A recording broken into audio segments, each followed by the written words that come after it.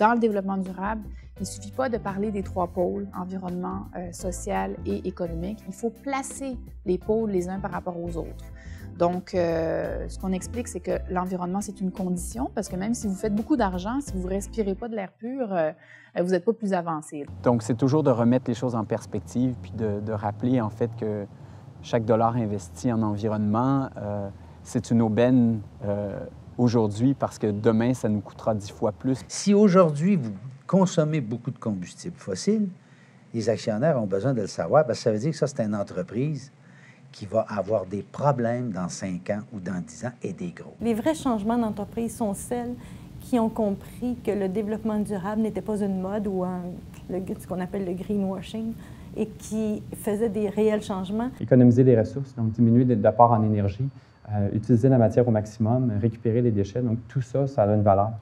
Donc, on apprend seulement à travailler plus intelligemment. On essaie d'adapter nos initiatives en fonction de ce que nos clients s'attendent qu'on fasse. Donc, si, exemple, chez moi, je recycle, bien, je m'attends à ce que les commerces, où est-ce que je vais aller dîner, où est-ce que je vais aller dormir, où est-ce que je vais aller travailler, ce commerce-là fasse le recyclage. Développement durable, c'est tellement simple. C'est une autre façon de penser où on se préoccupe des autres et où on se préoccupe de la Terre, tout simplement.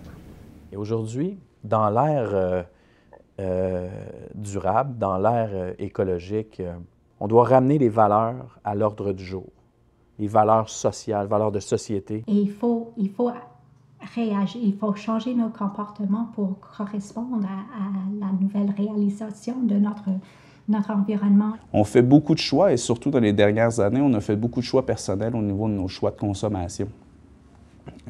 Pourquoi on n'a pas encore appliqué ces mêmes choix-là à nos investissements? C'est la question que je me pose. Nous sommes dans un monde qui est à la fois, qui n'a jamais été aussi riche et en même temps qui n'a jamais été aussi inégal.